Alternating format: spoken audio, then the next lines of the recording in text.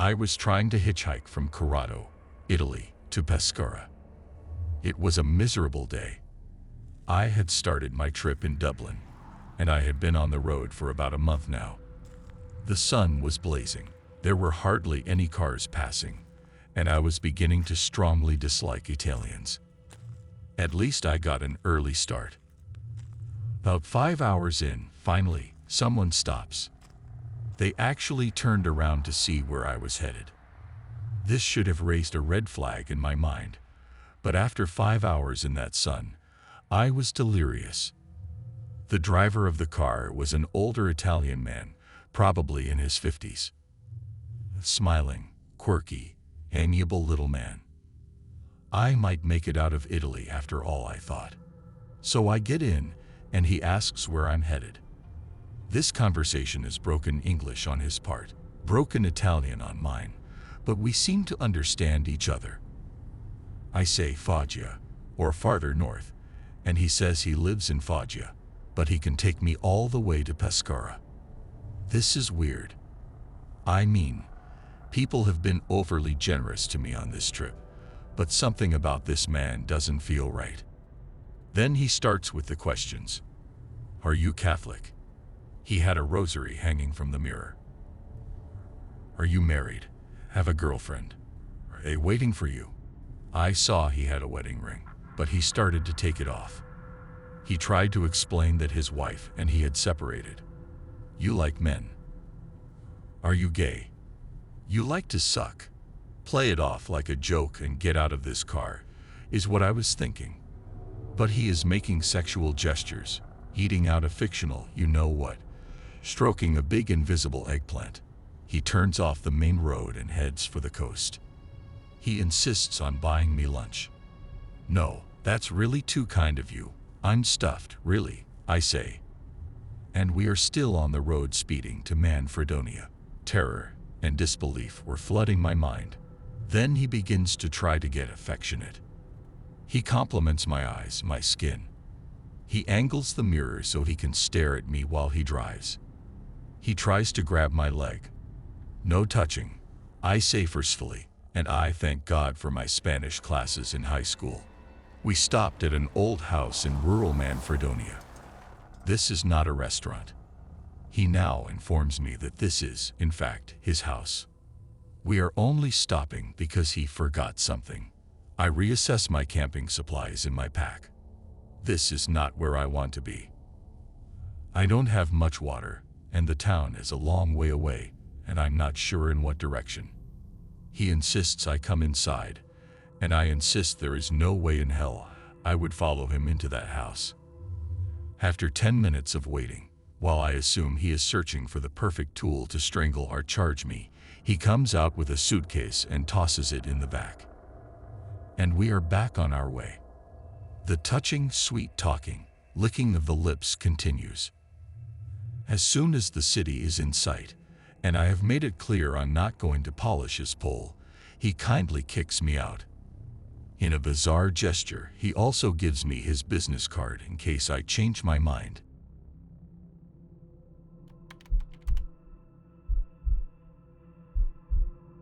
Driving from Jerusalem to Amman is really not that far and much faster and easier than flying. Just take an Israeli taxi to the King Hussein Bridge crossing and take a Jordanian taxi from there, all for much less than a much slower trip by air would be. I was already in a bad mood because just prior to leaving Jerusalem, I bought a ticket to walk around the tops of the old city walls, just one last tourist thing. I caught up with a group of Russian tourists and walked with them. I speak Russian and they were pretty fun, including one who took his shirt off, joking with me about attracting the ladies. Full disclosure, I'm a girl. As we passed above the Arab quarter, these cute kids right below us shouted hello. When we answered in English, they threw rocks at us and hit one guy in the neck. They were throwing up. It didn't hurt too much, but speaking English and going shirtless was enough to get pelted, and it was upsetting. Everyone had been so nice to me up until then, so I was already in a bad mood when I caught a cab. Things started to get better when my nice Palestinian taxi driver told me lots of funny Palestinian jokes as we drove along.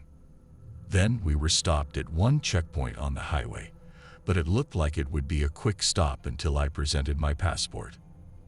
I'm a dual US/EU citizen, and I was using my US passport in Israel because I was told that border control would stamp a card instead of the actual passport for US citizens so that I could later travel to Arab countries that won't allow people who visit Israel to enter.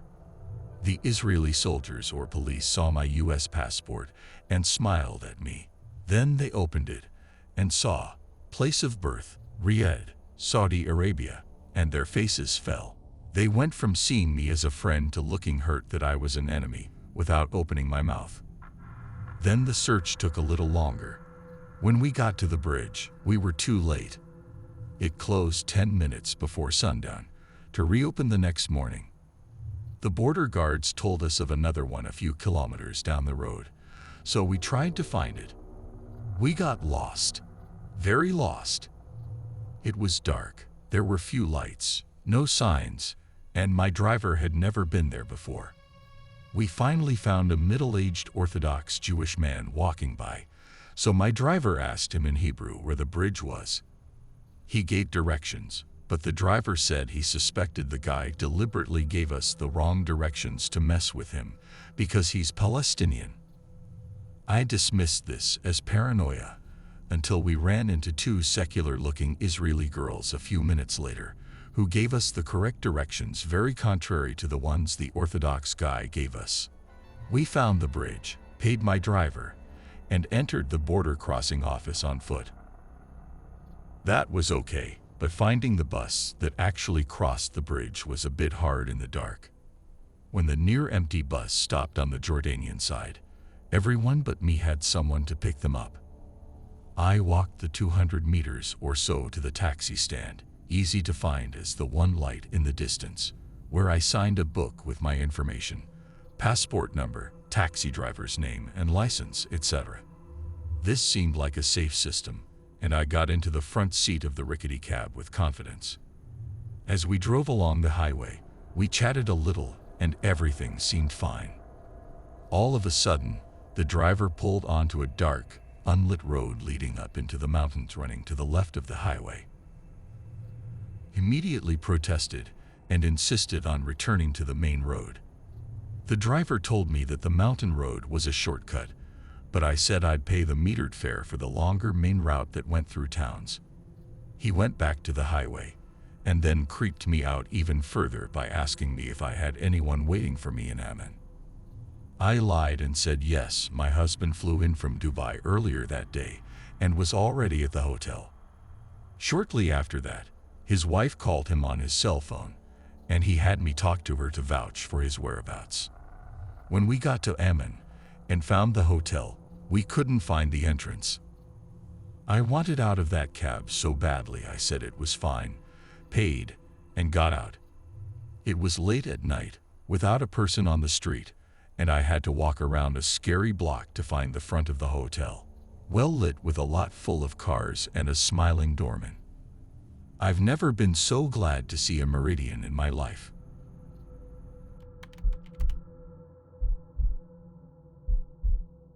Took the last train from Vienna to Bratislava in the middle of the night in order to get to the airport early in the morning. I was the only one on the train other than the conductor/engineer or whatever. The train slowly came to a halt a little after the Slovakian border in the middle of the countryside on a dark platform, and the dude told me to get out. Confused and scared, I did so, and the train left.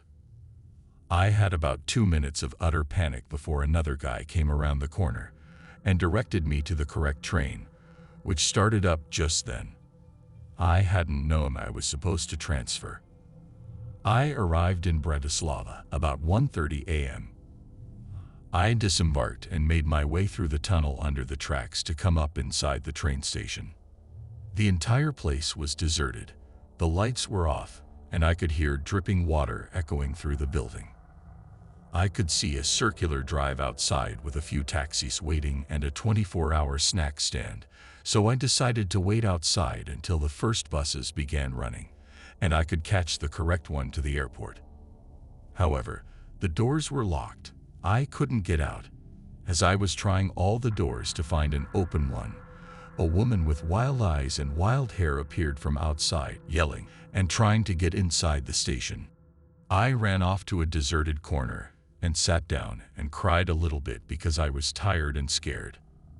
I realized that if any other person came into the station from the platforms, I was trapped and had no way to escape. Eventually, I steeled myself and went back out onto the platform. I ended up clambering over the train tracks and walking alongside them for a very long time until the fence ended, where I came into a residential neighborhood. Luckily, I came across a policeman who directed me back toward the station. I sat on a bench outside near the snack stand until morning came. There was no sign of the woman with the crazy eyes. Please remember to like, subscribe, and enable the bell notifications. Additionally, if you could share this video, it will be very beneficial to our channel. Tell us what you'd like to hear next in the comment section.